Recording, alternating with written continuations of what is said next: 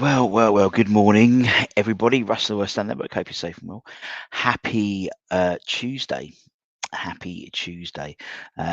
Radio Rental. Another weekend has gone. Another long weekend, and sadly, West Ham sort of was the fly in the ointment when it came to a nice weekend, a nice Easter weekend. But I hope you had a nice weekend apart from that. Obviously, we spoke about. It's going to be about morning musing. It's going to be about Graham Potter. It's what everyone's talking about. And I actually plan to do something a bit similar to what Gio did yesterday, really. I texted him to tell him exactly that thing. A great video Gio did on Hammer's Chat yesterday. Check it out in terms of what he thinks, what he wants from the last 5 games. And what I was going to talk about, well, I've just slightly changed it a little bit, so it's not exactly the same, is what you, because what was quite clear coming out of the Southampton game, and obviously post-match, and the whole full crew thing, and I did a show about whether Potter could be trusted with the summer rebuild and that type of thing, and lots of people had obviously have made their mind up, which is your prerogative. You can do that, and there's been polls and live shows and social media posts and things like that about how some people want Potter out and stuff like that, and that is your prerogative. As you know, I'm not in that camp.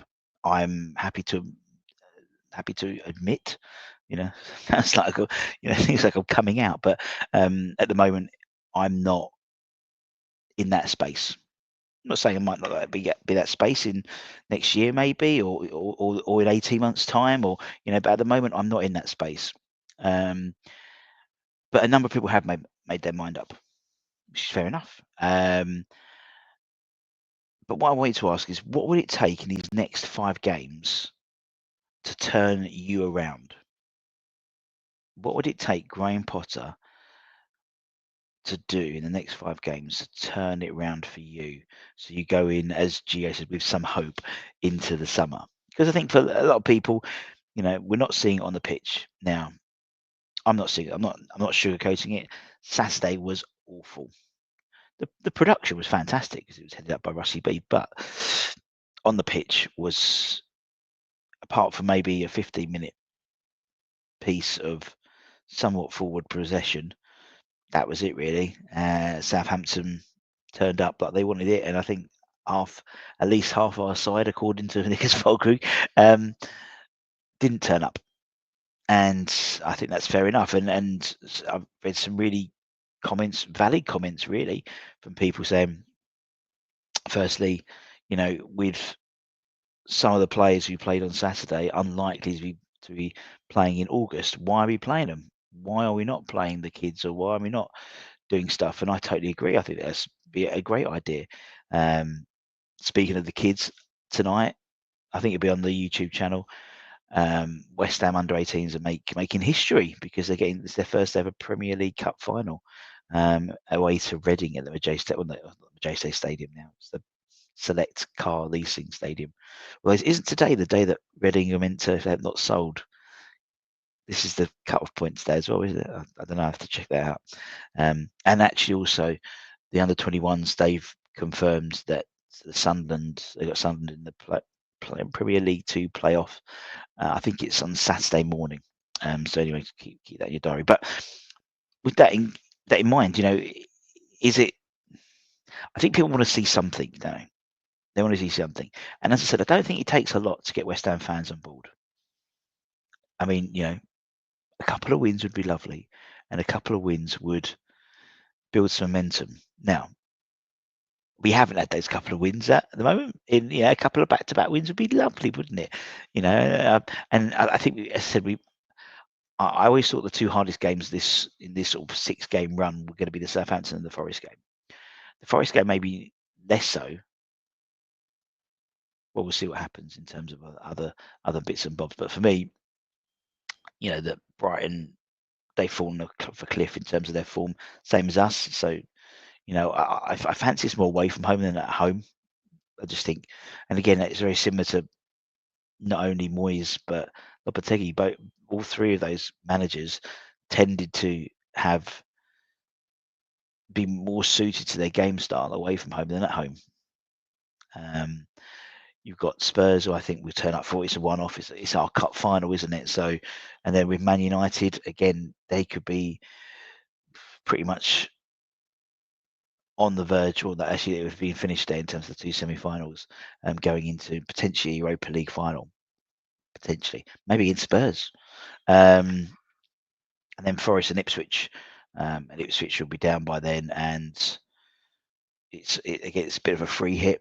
So I could still see a couple of wins, but that's obviously me and my half glass full approach. But what is it? But you specifically, and what I'd love is loads of comments. I think there'll be loads of big comments.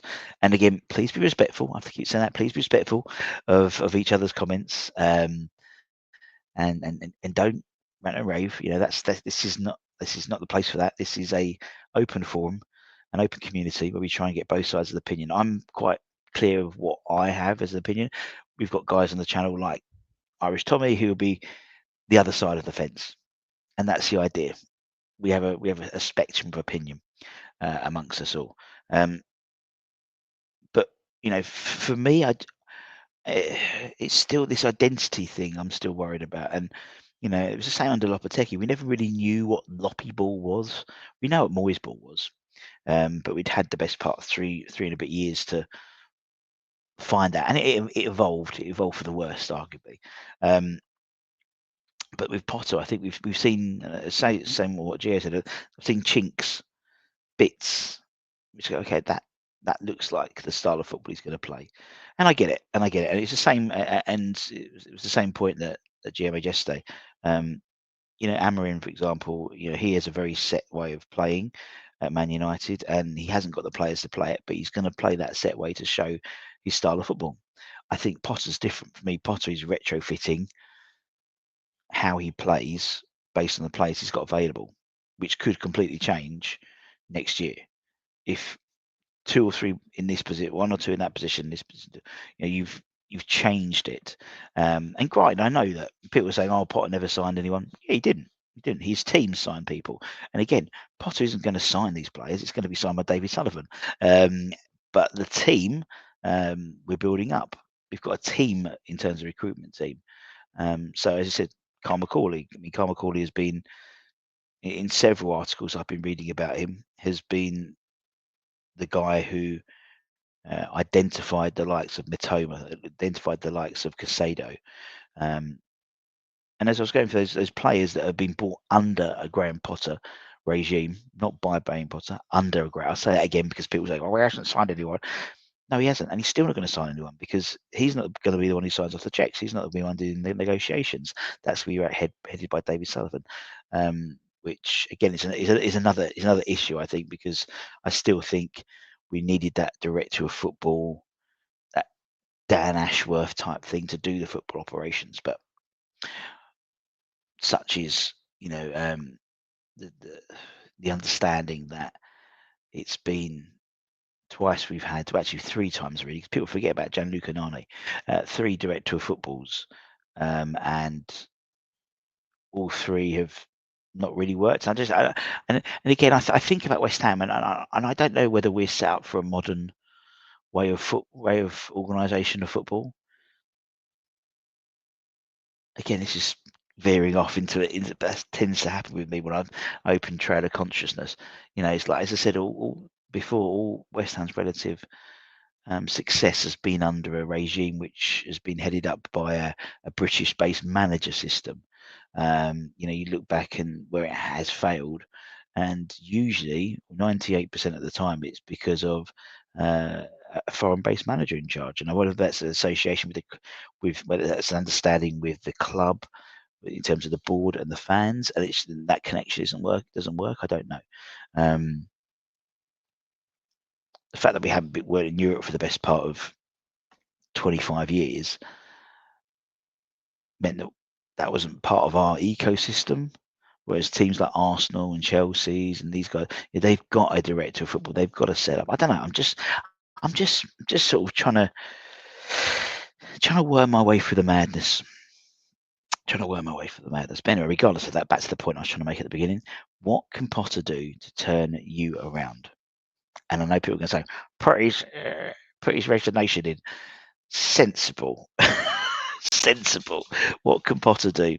What can Potter do to make you have some hope going into the summer? Because it is, I mean, this is dead rubber. You know, there's nothing happening. It's, if anything, this is a great advertisement to get hope by playing a style of football, by playing an openness, by playing something which people can get on board with. Let me know. Let me know, please. And again, once again, please be respectful. It's an open forum, and that's what we do. Anyway, take care, stay safe, stay warm, stay humble, keep the faith, and I'll see you soon. Much love. Bye bye.